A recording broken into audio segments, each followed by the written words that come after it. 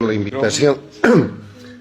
Por los 5 minutos que hay que usar, voy a hacer un apretado resumen tratando de no repetir cosas que ustedes conocen.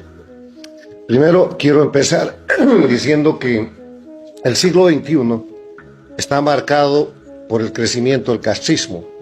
El siglo XX, del 59 a el inicio del siglo XXI, fueron décadas de castrismo señaladas por fusilamientos, violación de derechos humanos, crímenes de terrorismo, guerrillas rurales, urbanas, invasiones, narcotráfico.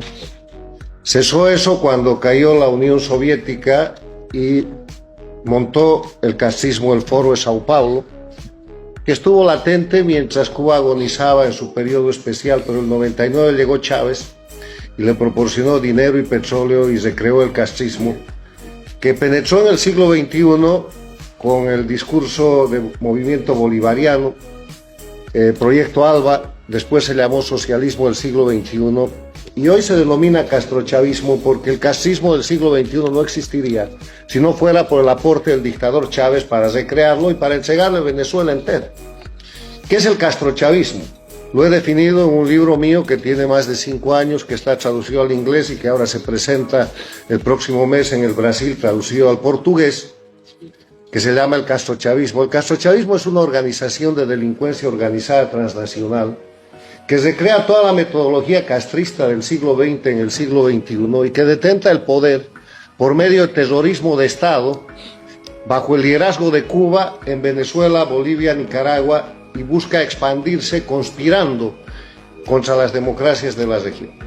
Entonces, ¿cuáles son las notas características del castrochavismo? Primero es castrismo del siglo XXI, nada más.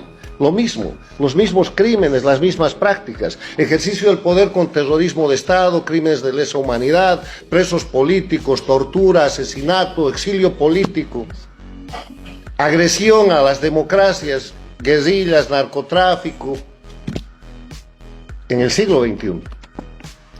El segundo elemento es que ha logrado una organización de expansión de delincuencia organizada que abarca hoy día dictaduras que están ubicadas en Venezuela, en Bolivia, en Nicaragua, estuvieron en el Ecuador, tienen 2 gobiernos paradictatoriales en países democráticos que son México y Argentina, México con López Obrador y Argentina con Fernández Kirchner, y llamo regímenes o gobiernos paradictatoriales a gobiernos que, siendo países democráticos, han puesto toda su política exterior y gran parte de sus recursos internos para sostener y proteger a la dictadura de Cuba, para rehabilitar a la dictadura de Venezuela, para reponer la dictadura en Bolivia, cosa que han logrado, y para encubrir a la dictadura de Nicaragua.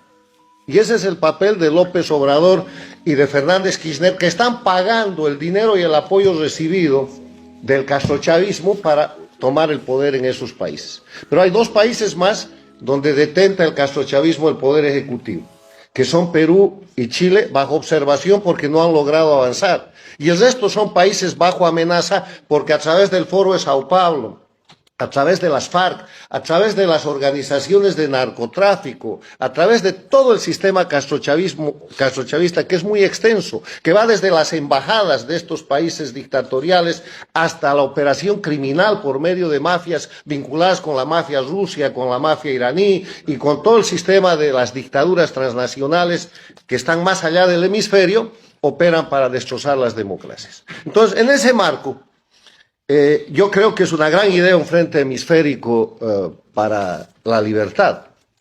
Debería ser más bien un frente hemisférico contra la dictadura, contra el crimen organizado. Porque quiero hacer una precisión, el castrochavismo no es política, es delincuencia. Y el error en el que no debemos caer es entrar en un debate ideológico, político, programático con el crimen organizado, porque todo lo que quiere el crimen organizado por estrategia del G2 cubano es estar en la política. Hay que sacarlos de la política y hay que tratarlos como criminales porque Cuba, Venezuela, Bolivia y Nicaragua son narcoestados. Todos alientan el terrorismo y utilizan la migración como instrumento de presión sobre Estados Unidos y sobre todos los países en un acto de agresión. Esto que acaba de pasar con Estados Unidos es el enésimo marielazo. En ese sentido tengo unas propuestas. Primero, no equivocarnos en lo que es la definición del enemigo. El enemigo se llama castrochavismo, pero es Cuba. Se llama Cuba. El resto es la expansión de la dictadura cubana. Una dictadura cubana que ya les he referido cómo se recrea para el siglo XXI y que está fuerte y que es la líder de América Latina hoy día y Estados Unidos lamentablemente lo acaba de reconocer. Segundo, hay que definir quiénes somos. ¿Quiénes somos? Todos, pero hay que empezar a trabajar en conjunto porque los colombianos creen que pueden solos, los venezolanos creyeron lo mismo, los peruanos están pensando lo mismo y no es creando un anteforo de Sao Paulo que esto se va a salvar, es identificando al enemigo y es señalando la condición del enemigo. Y finalmente, yo termino diciendo que esta es una tarea difícil porque he descubierto, después de casi 20 años de exilio, que la lucha por la libertad y la lucha contra las dictaduras es una tarea difícil, porque tenemos amigos de mentira y enemigos de verdad. Muy bien.